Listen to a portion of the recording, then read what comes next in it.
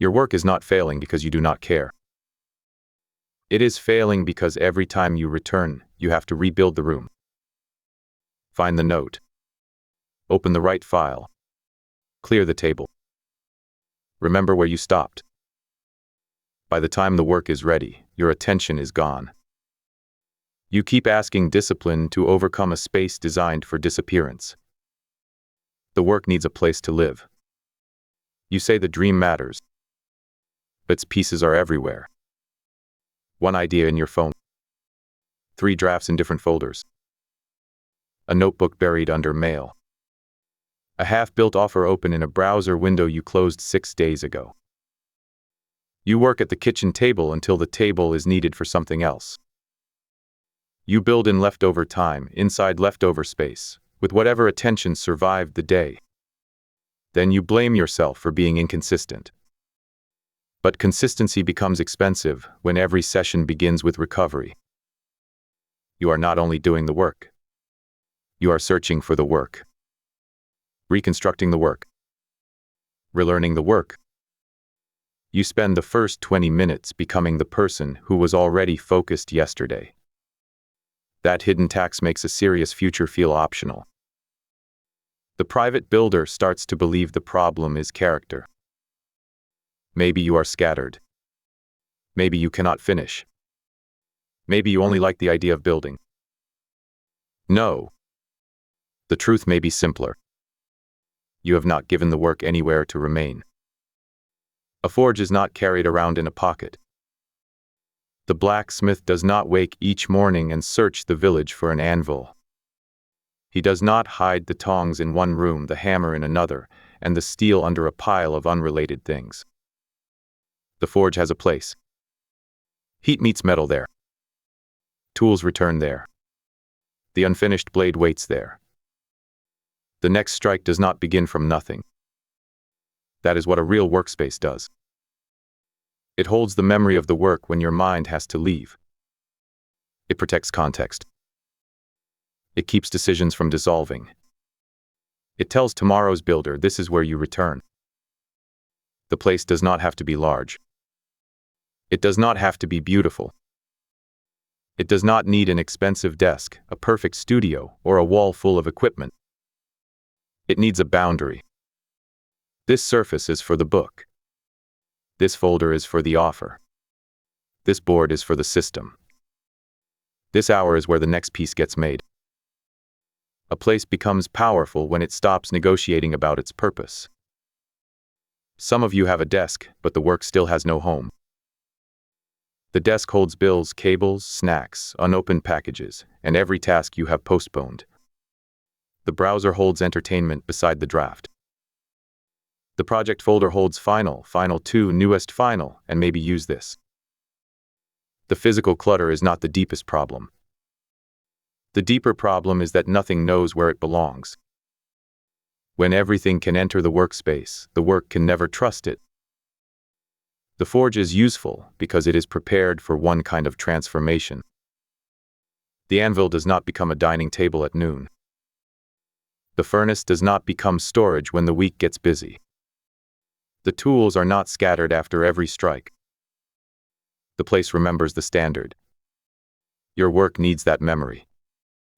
You need somewhere that keeps the promise when your mood forgets it. That can be one end of a table that stays clear. One drawer with the exact tools. One project folder with one source of truth. One browser profile that opens only what the work requires. One notebook that never becomes a grocery list. One protected block on the calendar where the space and the task meet again. Small is fine. Temporary can work. But vague will keep costing you. The work cannot compound if you dismantle the forge after every session. Here is how you give the work a home today. First, choose one address. Not 5 apps. Not 3 desks. One physical place or one digital place where the active work lives. If the project is a book, choose the notebook, folder, and writing surface. If the project is an offer, choose the workspace that holds the promise, proof, draft, and next decision. If the project is content, choose the board where ideas enter, scripts develop, and finished pieces leave. 1. Address. 2. Remove the foreign occupants. The work does not need a prettier room. It needs a protected one. Move the mail. Close the entertainment tabs. Archive the duplicate files. Take unrelated off the board. Put the phone outside the boundary.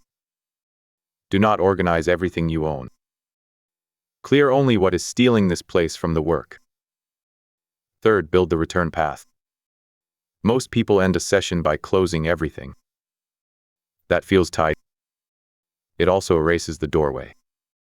Before you stop, leave one clear marker for the next return. Write the next sentence. Open the next file. Place the tool beside the material. Write the next action in language so small it cannot hide. Not work on the business. Send the revised proposal to Maya. Not make content. Draft the first 3 lines of the Tuesday video. Not fix the system. Connect the form submission to the customer table. Tomorrow should not have to interpret yesterday. 4. Close the forge without dismantling it. Reset the surface. Save the source of truth. Remove the waste. Leave the next task visible. Then stop. This closing ritual matters because unfinished work creates noise when it has no container. Once the work has a home, you can leave without abandoning it. You know where it is. You know what happens next. You know how to return. Do this for 7 days. Do not judge the beauty of the space. Measure the return.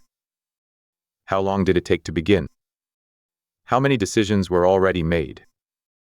Did the work move before distraction found you? The goal is not a perfect studio. The goal is a shorter distance between arrival and action. Here is the vow. I will stop asking serious work to survive in leftover space. I will give the project one address. I will protect that address from what does not belong. I will leave the next action where tomorrow can find it. I will close the forge without dismantling it. I will make returning easier than drifting. Your future does not need more scattered intention. It needs a place where intention becomes material. A place where the tools wait. A place where the unfinished piece remains honest. A place that remembers what you said mattered. The few do not wait for a perfect room. They claim a corner. They clear a surface. They name the purpose. They protect the return. Then they let repetition turn a small place into a serious body of work. Before you sleep, choose the address. Clear what does not belong.